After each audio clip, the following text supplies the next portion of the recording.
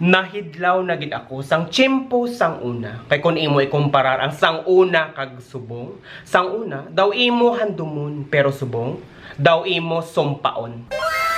Pero antes kita mag muni-muni sa mga nagkalatabo sang una. Mga manuglantaw ko dira sa may Cadiz, mayong adlaw sa inyo. Kag tani, kamo naman ang ara sa maayong nga kahimtangan. Kag madamo gi nga salamat sa inyo nga paglantaw kag pagpadayon nga pagsuporta sa akon nga mga videos. Halong gid kamo dira. Nadumduman ko sang una. Basta gani alas 6 sang gabi, dapat ara na kami sa amon nga balay kag magtililipon kay makaon. Hindi lang ina kay basta makaon-kaon no kun ano man dira. Ina ang tiyempo nga kami mag-inistoryahanay sa nagkalatabo sa amon nga adlaw. Kag tapos magkirinadlaw. Daw sadya-sadya gid. Pagkatapos inang mga restaurant hindi namon inakilala. Talagsa lang kami nagakadto, fast food. Kon may celebration lang. Kaya ang gusto sa amon nga ginikanan, nga magluto sila kay amo inang tiyempo, nga magkaon kami kag magtingob kami kon gabi. Pagkatapos ang eskwela, magbuli sa imo nga balay, mailis ka sang imo uniform ka magsuksok sang pangbalay. Ang rason sina, kaya syempre mabuli ka sa ulubrahon sa balay. Manag-ob, manilhig, mamunyag, mangtrapo o kon manglimpyo amon ang amon nga ginaobra. Pagkatapos nimo obra sang imo nga ulubrahon, mahimo ka sang assignment. Kag kon may oras pa, pwede ikaw makalantaw sang TV. Kung makabati ka nga, pwede ka kalantaw TV. Excited ka na, nasadyahan ka na. Kahit isang una, wala man sang Netflix, wala sang internet, wala wifi. TV lang, nalipay na kami.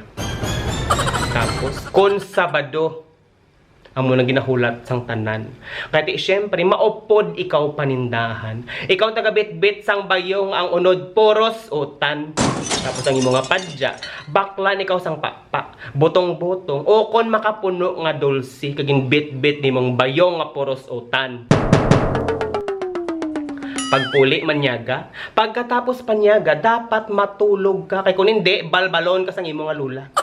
Pagbugtaw, nan, dira ang masadya. Kay pwede ikaw mangnumbalay, pwede ikaw magkado sa tupad balay, kag maghampang. Pwede ikaw magtumba patis, panaguay, lagsanay o kun balay-balay.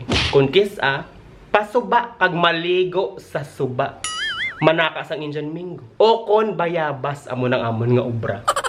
Pero antes magdulom, dapat nakapuli ka na. Kay kon wala pa, sadya. Pili ka lang sang imo nga pina. Gusto nimo is magulon ka? Bakulon ka sang silhig, paypay o kon bukog.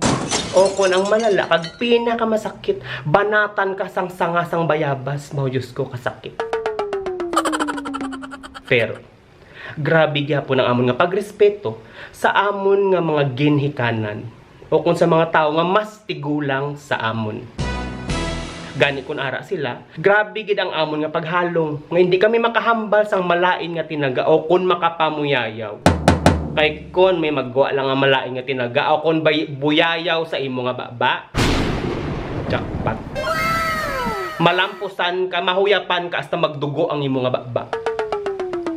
Pero wala gid kami nagdumot. Wala gid kami sang kaakig kay para ina sa amon nga kaayuhan. Kag ina ang mga bagay nga ina, amo ina ang hindi na maintindihan sa mga kabataan subong. Kay nga ang importante sa ila ang gadgets nila. Telepono, tablet, wifi, internet. Kung wala ina about Diyos ko, dumapatay sila. Hindi sila nga pwede ka hampang lang sagwa. O kung ang ginapang himo sa una, himuon nila subong, hindi na pwede. Kailain man niyang ila subong. Ang pinakamasubo, kay nga may ara sa mga bata nga wala respeto kag walay pagtaha.